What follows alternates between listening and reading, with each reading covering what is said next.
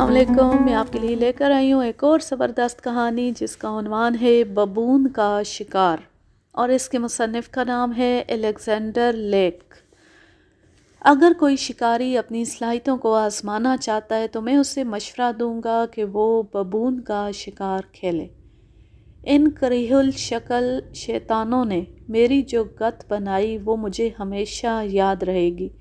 इन वाक़यात को पेश आए एक मुद्दत गुज़र चुकी है, लेकिन मैं आज तक ये फ़ैसला नहीं कर सका कि हम दोनों में से ज़्यादा चालाक कौन था। आज भी चश्मे तसव्वुर से जब वो मनाज़िर देखता हूँ तो अपने आप को अहमक महसूस करने लगता हूँ।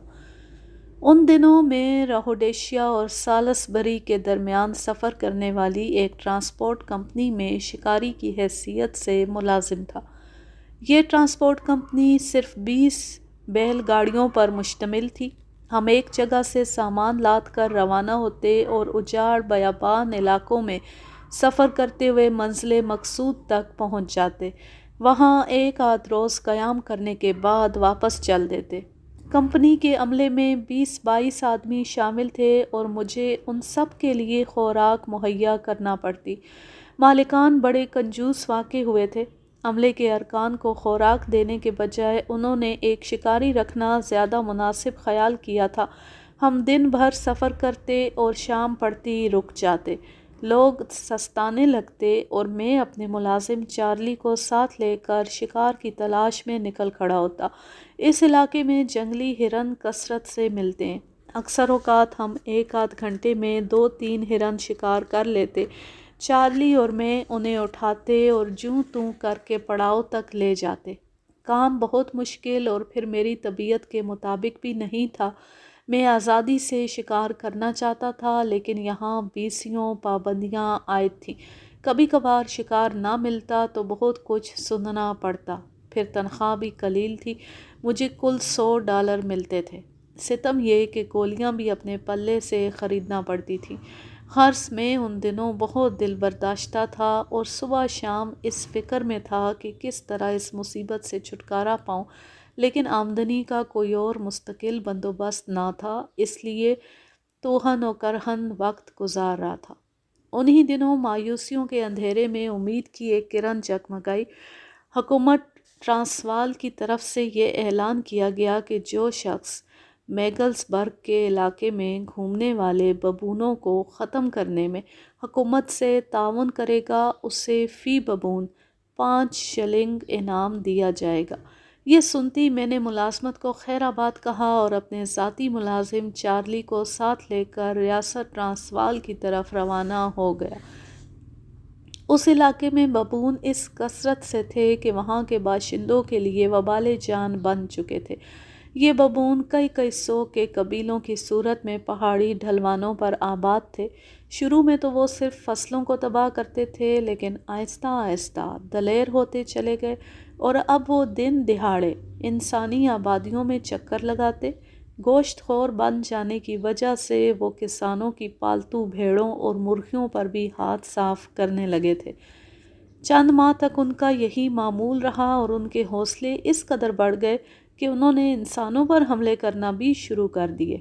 इस इलाके के किसान पहले ही इक्तिसादी तौर पर बदहाल थे, इसलिए हुकूमत ने इस मसले पर खुसूसी तवज्जो दी और बबूनों को ख़त्म करने का तहैया कर लिया। शिकारियों के लिए 5 शिलिंग फ़ी बबून का इनाम इसीलिए मुकर्रर किया गया था। मुस्तकबिल बहुत हसीन नज़र आ रहा था और मुझे यकीन था कि अब मेरे तमाम ख्वाब शर्मिंदा ताबीर हो जाएंगे और मैं खूब रुपया कमाऊंगा। यूं तो बबून अफ्रीका के तकरीबन तमाम इलाकों में पाया जाता है, लेकिन वस्ती अफ्रीका और एबिसीना में इसकी बहुत कसरत है। इसका चेहरा कुत्ते की तरह लंबूतरा होता है, दांत बहुत तेज़ और लंबे होते हैं। इसकी 2 मशहूर किस्में चकमा और मैंड्रियाल हैं। ये गिरोहों की सूरत में रहता है। एक गिरोह में 100 से लेकर 500 तक बबून होते हैं। गज़ब की समात रखता है। गो उसकी क़ुव्वत शामा इतनी तेज़ नहीं जितनी कि इंसान की होती है, लेकिन उसकी नज़र बहुत अच्छी है। आम तौर पर बाज़ पौधों की जड़ें और जंगली दरख्तों के फलों पर गुज़र बसर करता है। ताहम बिच्छू, छिपकलियाँ और परिंदों के अंडे भी शौक़ से खाता है। بعض اوقات بھیڑ بکریوں، مرغیوں اور کتوں پر بھی ہاتھ صاف کر لیتا ہے۔ عام بندروں کی طرح یہ درختوں پر نہیں رہتا بلکہ زمین پر چاروں پنجوں کی مدد سے چلتا ہے۔ البتہ ضرورت پڑنے پر درختوں پر آسانی سے چڑھ سکتا ہے۔ چھوٹے بچے ماؤں کے پیٹ کی نچلی سطح کی جھالر سے لٹکے رہتے ہیں، جب ذرا بڑے ہو جاتے ہیں تو پیٹھ پر سواری کرنے لگتے ہیں۔ ان کی آنکھیں چھوٹی مگر چمکدار اور ابرویں زرد ہوتی ہیں، چہرے کا رنگ پیلا ہوتا ہے اور عمر بڑھنے کے ساتھ ساتھ رنگ میں سرخی کی جھلک آ جاتی ہے۔ شیر انہیں بالعموم کچھ نہیں کہتے، لیکن چیتا ان کا جانی دشمن ہے اور جہاں کہیں انہیں دیکھ لے شکار کیے بغیر نہیں چھوڑتا۔ ٹرانسوال پہنچ کر ہم میگلز برگ کے ایک مسافاتی گاؤں میں رک گئے۔ اس گاؤں کے قریب ہی وہ پہاڑیاں تھیں جن پر ببونوں کے قبیلے آباد تھے۔ کھانے سے فارغ ہو کر ہم دیر تک بستی کے لوگوں سے باتیں کرتے رہے اور جب رات ڈھلنے لگی تو سونے کے لیے اٹھ کھڑے ہوئے۔ صبح سویرے میں نے چارلی کو ساتھ لیا اور پہاڑی کی طرف چل دیا۔ 10 بجے کے قریب ہم پہاڑی کے دامن میں پہنچ گئے۔ میں نے دوربین کی مدد سے چٹانوں کا جائزہ لیا۔ ببونوں کا ہول بلندی پر تھا۔ وہ سب اچھل کود میں مصروف تھے۔ ان کی تعداد کم و بیش 150 کے قریب ہوگی۔ بالوں سے بھرے ہوئے غلیظ جسم، لمبے نوکیلے دانت اور خوفناک صورتیں دیکھ کر ایک لمحے کے لیے میں خوفزدہ ہو گیا، لیکن میں نے بہت جلد اپنے اوپر قابو پا لیا اور اوپر چڑھنے کے لیے مناسب راستہ تلاش کرنے لگا۔ ان کے حلق سے نکلی ہوئی چیخوں سے فضا میں شور بپا تھا۔ ان کی نظروں سے بچنے کے لیے میں نے ایک ایسا راستہ منتخب کیا جو چٹان کے عقب میں جا نکلتا۔ چڑھائی خاصی عمودی تھی۔ ہانپتا کانپتا میں اوپر چڑھنے لگا۔ راستے میں ایک جگہ رک کر دم لیا۔ وہ جگہ جہاں ببونوں نے آفت مچا رکھی تھی لگ بھگ 200 گز کے فاصلے پر تھی۔ اب میں بہت محتاط ہو گیا تھا اور دبے پاؤں چل رہا تھا۔ لہجہ بلہجہ ان کا شور بڑھتا جا رہا تھا اور پھر اچانک شور ختم ہو گیا۔ ایک لمحے کے لیے مجھے اپنی سماعت پر یقین نہ آیا، لیکن یہ حقیقت تھی۔ فضا میں مکمل خاموشی تھی، اتنی خاموشی کہ میں اپنے چرمی جوتوں کی چرچراہٹ سن رہا تھا۔ میں تیزی سے چٹان کے بالائی حصے کی طرف دوڑا۔ وہاں پہنچ کر میں نے چاروں طرف دیکھا۔ دور دور تک کسی ایک ببون کا بھی نام و نشان نہ تھا۔ میں نے اپنی آنکھیں ملیں اور دوبارہ دائیں بائیں نظر دوڑائی، لیکن ڈھلوان خالی پڑی تھی۔ جانے وہ سب اچانک کہاں غائب ہو گئے تھے۔ میں دیر تک انہیں تلاش کرتا رہا، لیکن ان کا کوئی سراغ نہ ملا۔ یوں محسوس ہوتا تھا جیسے وہ کبھی اس ڈھلوان پر تھے ہی نہیں۔ 1.5-2 گھنٹے کی محنت کے بعد میں مایوس ہو گیا اور واپس جانے کے ارادے سے ڈھلان سے اترنے لگا۔ نیچے چارلی میرا منتظر تھا۔ مجھے دیکھتے ہی بولا، "کیوں جناب، کتنے شلنگ کمائے؟" میں خاموش رہا۔ میرا موڈ بہت خراب تھا۔ صبح سویرے ہی ناکامی کا منہ دیکھنا پڑا تھا۔ میرا لٹکا ہوا منہ دیکھ کر اس نے دوبارہ کوئی سوال نہیں کیا اور ہم گاؤں کی طرف چل دیے۔ دوپہر کا کھانا ہم نے چوپال کے باہر اپنے خیمے ہی میں کھایا۔ کھانے سے فارغ ہو کر میں باہر نکل گیا اور کھیتوں میں گھومنے لگا۔ ایک جگہ چند کسان جمع تھے، میں بھی ان کے قریب چلا گیا۔ زمین پر بھیڑ کی چھوٹی سی کھائی ہوئی لاش پڑی تھی۔ مجھے دیکھ کر ایک کسان بولا، "ان خبیث بندروں نے رات مسائی کی بھیڑ پر ہاتھ صاف کر دیا۔ ہماری مسائی کے پاس کل 3 بھیڑیں تھیں، 2 وہ پہلے ہی چٹ کر چکے ہیں۔ بھائی صاحب، ان کے تو دیدوں کا پانی ہی ڈھل گیا ہے۔ غضب خدا کا! میں کل کھیت میں کام کر رہا تھا کہ 3-4 ببون اچھلتے کودتے میرے سامنے آ گئے۔ میں نے درانتی سے انہیں ڈرانا چاہا، لیکن وہ میرا منہ چڑھانے لگے۔ تنگ آ کر میں نے مٹی کا ایک ڈھیلا اٹھا کر ان کی طرف پھینکا، مگر وہ کہاں مانتے تھے۔ میں اپنی جگہ سے اٹھ کھڑا ہوا اور درانتی ہاتھ میں پکڑ کر ان کی طرف بڑھا۔ وہ چاروں کچھ دیر میری طرف خونخوار نظروں سے دیکھتے رہے، پھر ایک نے اچھل کر میرے منہ پر حملہ کر دیا۔ میں نے پوری قوت سے درانتی اس کے سر پر ماری، لیکن اتنی دیر میں وہ چھلانگ لگا کر قریبی فصل میں گھس گئے۔ میں بال بال بچ گیا تھا، تاہم گردن پر اس کے پنجوں سے خراشیں آ گئی تھیں۔ یہ کہہ کر اس نے ہمیں اپنی گردن دکھائی۔ قریب کھڑی ہوئی ایک عورت بولی، میرے ساتھ خود اسی طرح کا ایک واقعہ پیش آیا۔ چند روز پہلے میں شام کے وقت گھر کے اندر کام کر رہی تھی کہ اچانک باہر سے مرغیوں کے کٹکٹانے کی آواز سنائی دی۔ سب مرغیاں مل کر شور مچا رہی تھیں۔ میں جلدی سے باہر نکلی۔ یہ دیکھ کر میں حیران رہ گئی کہ ایک ببون مرغیوں کے قریب کھڑا تھا۔ میں ڈنڈا اٹھا کر اس کی طرف بھاگی تو وہ چھلانگ لگا کر دیوار پر چڑھ گیا۔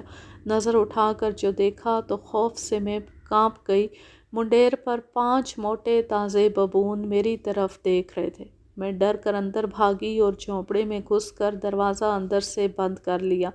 تھوڑی دیر بعد دروازہ کھول کر باہر جھانکا تو وہ اپنی جگہ سے غائب تھے۔ آخر آپ سب مل کر ان کو ختم کیوں نہیں کر دیتے؟ جناب، ایک آدھ ہو تو اسے جان سے مار دیں، لیکن وہ سینکڑوں اور ہزاروں کی تعداد میں ہیں۔ سارا علاقہ ان سے بھرا پڑا ہے۔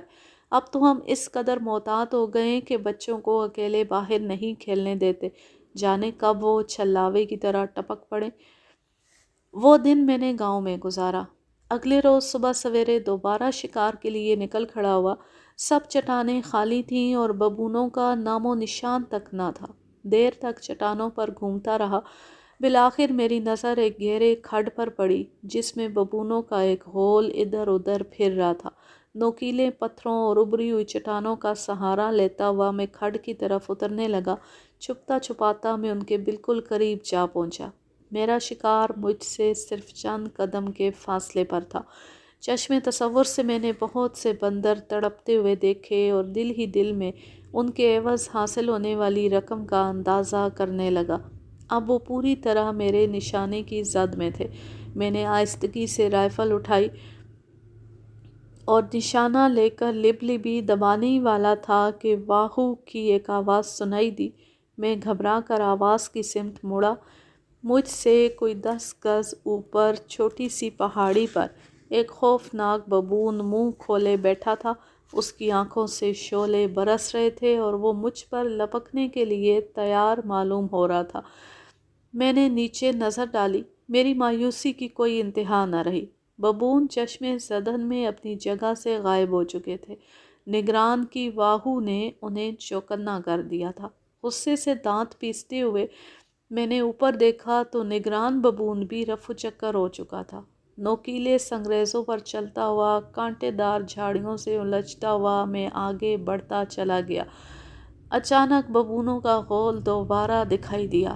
وہ مجھ سے کوئی 1000 گز کے فاصلے پر تھے اور میں اتنی دور سے نشانہ نہیں لے سکتا تھا۔ میں ان کی طرف بھاگا، لیکن میرے قریب پہنچنے سے پیشتر ہی وہ غائب ہو گئے۔ ابھی میں آنکھیں پھاڑ پھاڑ کر چاروں طرف دیکھ ہی رہا تھا کہ ایک پتھر میرے قریب آ کر گرا۔ میں نے سر اٹھا کر دیکھا تو ببون پہاڑی کی چوٹی پر پہنچ چکے تھے اور میرا منہ چڑھا رہے تھے۔ یوں محسوس ہوتا تھا جیسے وہ اس آنکھ مچولی سے خوب لطف اندوز ہو رہے ہوں۔ سورج سر پر آ گیا تھا اور سخت چٹانیں تانبے کی طرح تپ رہی تھیں۔ میں چلا کر ایک بار پھر اوپر چڑھنے لگا۔ میرا تمام بدن پسینے میں شرابور تھا اور جسم تھکن سے چور ہو چکا تھا۔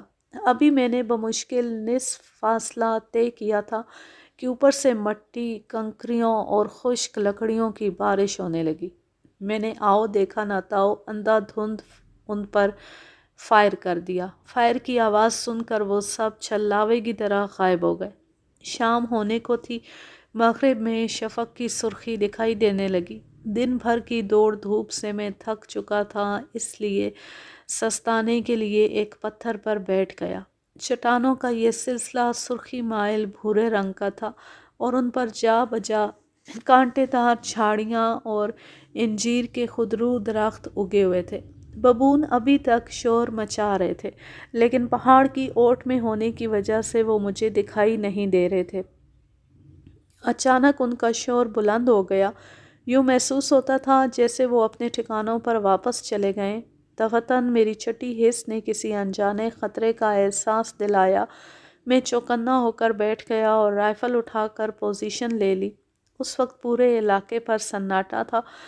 صرف پہاڑی کے دائیں طرف گرنے والی ایک آبشار کا ترنم سنائی دے رہا تھا۔ اچانک میرے عقب میں کسی درخت کی شاخ ٹوٹی۔ میں نے مڑ کر دیکھا۔ اف میرے خدا! آج بھی جب وہ منظر یاد آتا ہے تو خوف سے میرے رونگٹے کھڑے ہو جاتے ہیں۔ مجھ سے تقریباً 10 گز کے فاصلے پر ایک خوفناک ببون منہ کھولے کھڑا تھا۔ اس کے لمبے اور نوکیلے دانت چمک رہے تھے۔ اس کے پیچھے ببونوں کا ایک گروہ میری طرف خونخوار نظروں سے دیکھ رہا تھا۔ اس سے قبل کہ میں فائر کرتا، اگلے ببون نے ایک جست لگائی اور میرے سر پر آ رہا۔ میں اپنا توازن برقرار نہ رکھ سکا اور ہم دونوں نشیب میں دور تک لڑکتے چلے گئے۔ آخر کانٹے دار جھاڑیوں نے ہمیں روک لیا، ورنہ ہم ضرور کسی کھڈ میں جا گرتے۔ میں فوراً اٹھ کھڑا ہوا اور اپنے گرد نظر دوڑائی، لیکن ببون کہیں دکھائی نہ دیا، حالانکہ ایک لمحہ قبل میں نے اسے اپنے ساتھ ہی نیچے گرتے دیکھا تھا۔ گرتے وقت میری بندوق ہاتھ سے چھوٹ کر نیچے گر پڑی۔ میں اس کی تلاش میں دوبارہ اوپر چڑھنے ہی والا تھا کہ اچانک کچھ فاصلے پر ببونوں کی چیخیں سنائی دی۔ یوں محسوس ہوتا تھا جیسے وہ سب مل کر چلا رہے ہیں۔ میں فوراً سمجھ گیا کہ انہوں نے کسی بڑے جنگلی درندے کو دیکھ لیا ہے۔ میں نے جھاڑیوں کی اوٹ سے نشیب کی طرف جھانکا۔ کچھ فاصلے پر اونچے اونچے درختوں کا سلسلہ شروع ہو جاتا تھا۔ ان درختوں کی شاخیں چھتری کی طرح پھیلی ہوئی تھیں اور ان کے نیچے اونچی اونچی گھاس تھی۔ گھاس کے اس تختے کے سامنے ببونوں کا ایک غول کھڑا بری طرح چیخ رہا تھا۔ اچانک گھاس ہلنے لگی اور اگلی لمحے خونخوار چیتے کا جسم دکھائی دیا۔ میں اپنی جگہ پر دبک گیا اور جھاڑیوں میں سے جگہ بنا کر دیکھنے لگا۔ بندوق میرے پاس نہیں تھی، ورنہ جس جگہ میں چھپا ہوا تھا وہاں سے چیتے پر بڑی آسانی سے گولی چلائی جا سکتی تھی۔ گھاس سے نکل کر چیتا ایک لمحے کے لیے رکا۔ ڈوبتے ہوئے سورج کی روشنی میں اس کی آنکھیں چمک رہی تھیں۔ ادھر ببونوں کا خوف کے مارے برا حال تھا، لیکن وہ اپنی جگہ پر مضبوطی سے کھڑے تھے۔ مجال ہے جو ان میں سے کسی نے بھاگنے کی کوشش کی ہو۔ اچانک چیتے نے اپنا جسم سکیڑا اور سب سے آگے کھڑے ہوئے ببونوں پر جست لگانے ہی والا تھا کہ بجلی کی سی تیزی سے 4 موٹے تازے ببون اس پر پل پڑے۔ ایک ببون نے چیتے کی گردن اپنی گرفت میں لے لی۔ وہ اس کے پہلوؤں سے چمٹ گئے، 2 اس کے پہلوؤں سے چمٹ گئے اور چوتھے ببون نے اس کے نرم پیٹ میں اپنے نوکیلے دانت پیوست کر دیے۔ چیتا بری طرح اچھل کود کر رہا تھا، مگر ببون ہار ماننے کے لیے ہرگز تیار نہیں تھے۔ چیتے نے پوری قوت صرف کرتے ہوئے اس ببون کا پیٹ پھاڑ ڈالا جس نے اس کی گردن پکڑ رکھی تھی۔ اس دوران میں باقی 3 ببون اپنا کام کر چکے تھے۔ چیتے کا سارا جسم زخمی ہو چکا تھا اور اس کی آنتیں باہر نکل آئی تھیں، لیکن وہ ابھی تک دیوانہ وار گھوم رہا تھا۔ اچانک ایک ببون نے پنجے سے اس کی ایک آنکھ نکال دی۔ چیتا کچھ دیر زور زور سے ہانپتا رہا، پھر بے جان ہو کر زمین پر گر پڑا۔ ببونوں کا غول اس کی لاش کے گرد جمع تھا۔ 2 ببون صحیح سالم بچ نکلے تھے۔ ایک خاک و خون میں لتھڑا ہوا زمین پر پڑا تھا اور ایک کا بازو چیتے نے کاٹ کھایا تھا۔ کچھ دیر تک وہ اسی طرح خاموش کھڑے رہے جیسے اپنے ساتھی کی موت کا سوگ منا رہے ہوں۔ پھر 3-4 ببونوں نے مل کر اپنے دوست کو اٹھایا اور چٹان کی چوٹی پر لے جا کر نشیب کی طرف دھکیل دیا۔ ان کے جانے کے بعد میں اپنی جگہ سے اٹھا اور مردہ چیتے کے قریب گیا۔ ایک لمحے کے لیے جی میں آئی کہ اس کی کھال اتار لوں۔ چاقو بھی میرے پاس تھا، لیکن دوسرے کے شکار پر ہاتھ صاف کرنا دل نے گوارا نہ کیا۔ سورج غروب ہو چکا تھا اور اس دہشت ناک جگہ پر زیادہ دیر تک رکنا خطرناک ثابت ہو سکتا تھا۔ میں جلدی جلدی اپنی بندوق ڈھونڈنے لگا۔ قسمت اچھی تھی جو بندوق مل گئی۔ میں نے تیزی سے گاؤں کی راہ لی۔ دوسرے دن میں بغیر کچھ کھائے خیمے سے نکل کھڑا ہوا۔ 2 دن گزر چکے تھے اور اب تک میں ایک ببون کو بھی مارنے میں کامیاب نہ ہو سکا تھا۔ اپنی اس ناکامی پر میں بہت جھنجھلایا ہوا تھا اور یہ تہیہ کر چکا تھا کہ اس وقت تک گاؤں نہ لوٹوں گا جب تک 2-4 ببونوں کو ختم نہ کر لوں۔ 12 بجے تک ان کی تلاش میں مارا مارا پھرتا رہا، لیکن وہ کہیں دکھائی نہ دیے۔ ہر بار جب ان کا کوئی غول نظر آتا، فوراً واہ ہو کی ایک آواز سنائی دیتی اور وہ سب چھلاوے کی طرح غائب ہو جاتے۔ اصل میں ہر غول کے ساتھ چند نگران ہوتے ہیں۔ یہ نگران ببول غول سے کچھ فاصلے پر درختوں کی شاخوں میں یا پتھروں کی اوٹ میں چھپے رہتے ہیں۔ جو ہی اسے خطرہ محسوس ہوتا ہے وہ اپنی مخصوص آواز میں واہو پکارتا ہے۔ اس آواز کو سن کر سب ببون فرار ہو جاتے ہیں۔ میں نے سب سے پہلے ان کے نگران کو ختم کرنے کا فیصلہ کیا۔ جو ہی وہ ایک درخت پر دکھائی دیا میں نے نشانہ لے کر گولی چلا دی۔ اگلے ہی لمحے وہ پٹخنیاں کھاتا ہوا نیچے گر پڑا۔ میرا خیال تھا کہ اب میں غول تک پہنچ سکوں گا، لیکن گولی کی آواز سن کر وہ سب اس بری طرح بھاگے کہ میں نشانہ بھی نہ لے سکا۔ گرتا پڑتا میں ان کی سمت چلا۔ کچھ فاصلہ طے کرنے کے بعد سامنے ایک عمودی چٹان دکھائی دی۔ مجھے یقین تھا کہ وہ اتنی بلندی پر نہیں چڑھ سکتے۔ میں نے دائیں بائیں دیکھا۔ بائیں جانب بہت نیچے کسی ندی کی گزرگاہ تھی جو اب خشک ہو چکی تھی۔ گزرگاہ کے دونوں جانب اونچے اونچے پتھر تھے۔ انہی پتھروں کے درمیان ببونوں کا غول سر جھکائے بیٹھا تھا۔ یوں محسوس ہوتا تھا جیسے وہ خفیہ میٹنگ کر رہے ہوں۔ اس جگہ سے نشانہ لینا ممکن نہ تھا۔ میں نے رائفل کندھے سے لٹکا لی اور بڑی احتیاط سے نیچے اترنے لگا۔ نصف فاصلہ طے کرنے کے بعد میں نے رائفل ان کی طرف سیدھی کر دی اور فائر کر دیا۔ فائر کی آواز سن کر وہ سب اپنی جگہ سے اچھلے اور اندھا دھند مشرق کی طرف دوڑنے لگے۔ میں بھاگتے ہوئے ببونوں پر مسلسل فائر کرتا رہا۔ بالآخر جب وہ سب نظروں سے غائب ہو گئے تو میں نیچے اترا۔ 5 ببون مر چکے تھے۔ میں نے اطمینان کا سانس لیا اور ان کی لاشیں ایک جگہ جمع کر کے اس طرف کو چل دیا جدھر ببون بھاگے تھے، لیکن 2 گھنٹے کی مسلسل تلاش کے باوجود ان کا کوئی سراغ نہ مل سکا۔ مایوس ہو کر میں گاؤں چل دیا۔ اگلے روز میں بہت خوش تھا۔ صبح سویرے ناشتے سے فارغ ہو کر دوبارہ پہاڑیوں کی طرف روانہ ہو گیا۔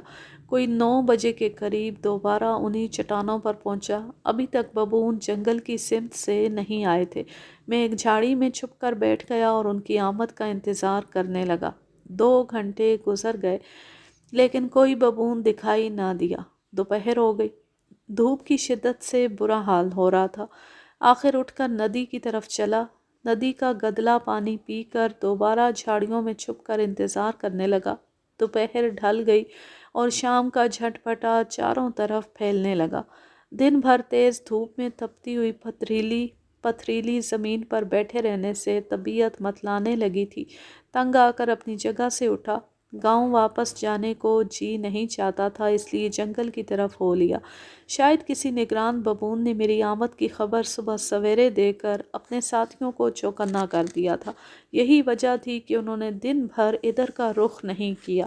مجھے معلوم تھا کہ ببون رات کے وقت یہیں پر آرام کرتے ہیں، اس لیے یہ سوچ کر شاید کہیں ان کا کوئی غول آرام کرتا ہوا مل جائے، گنجان درختوں میں گھس گیا۔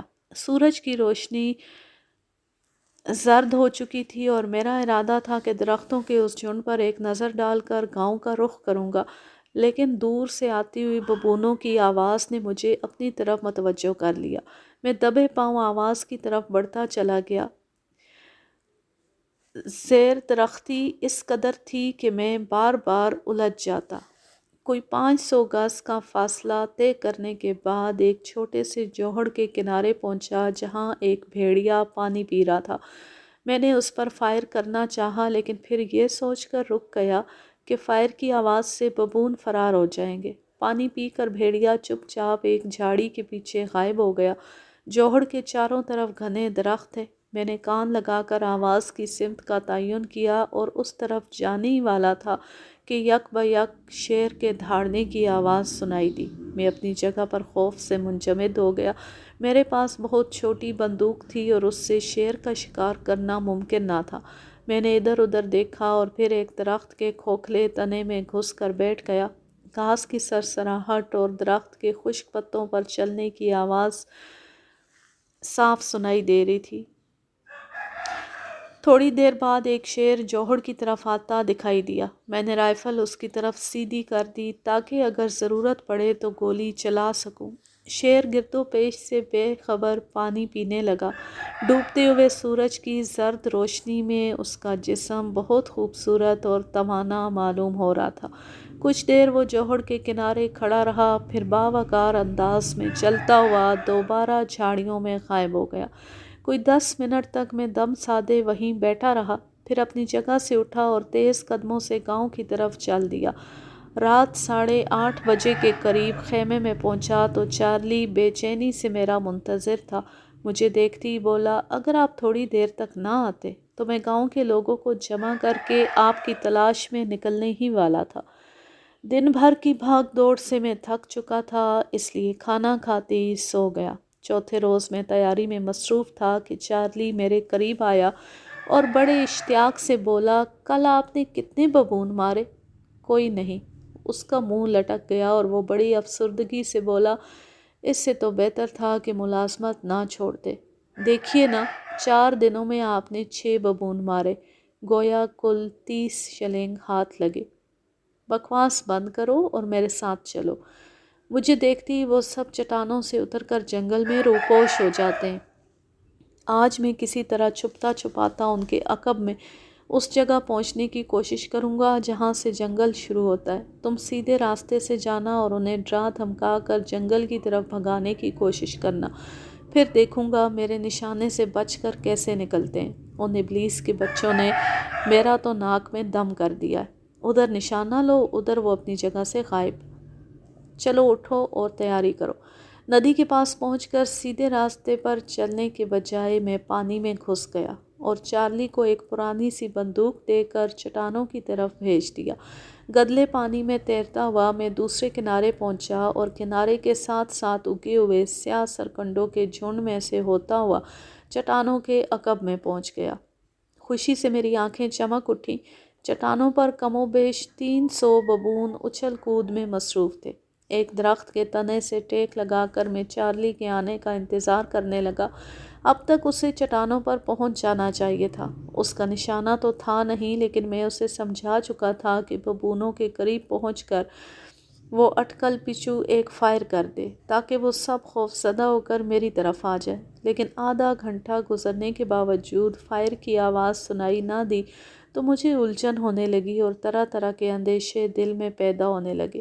چارلی لڑکا ہی تو تھا، کہیں ببونوں نے اسے گھیر نہ لیا ہو۔ جب مجھے وہاں بیٹھے 1 گھنٹہ گزر گیا تو میں اپنی جگہ سے اٹھا اور چٹانوں کی طرف چل دیا۔ ببونوں کے غول میں سے گزرنے کی ہمت نہ تھی، اس لیے کم و بیش 1 میل کا چکر کاٹ کر اس جگہ پہنچا جہاں میں نے چارلی کو چھوڑا تھا۔ 2-1 آوازیں بھی دیں لیکن کوئی جواب نہ ملا۔ ناچار اس کے قدموں کے نشانوں پر چل پڑا۔ چٹانوں سے کوئی 200 گز ادھر میں رک گیا۔